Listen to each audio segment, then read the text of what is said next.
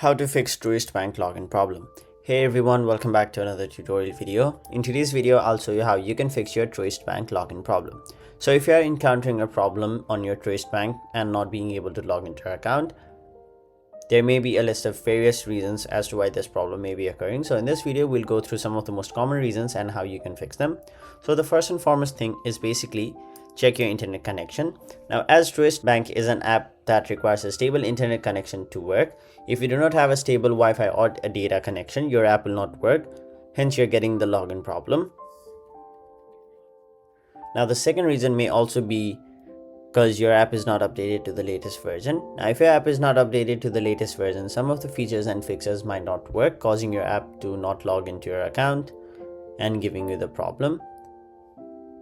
Now, once you've made sure you have a stable internet connection and it is updated to the latest version, also check if you are entering your correct credentials, as if you do not enter your correct credentials, you will not be able to log into your account. So if you're having a doubt on your password, you can basically reset it by tapping the option forgot password, and once you follow all the steps provided to you, you will have successfully reset your password. Now, if your problem is still there, what you can do is basically clear the app cache or simply restart your phone.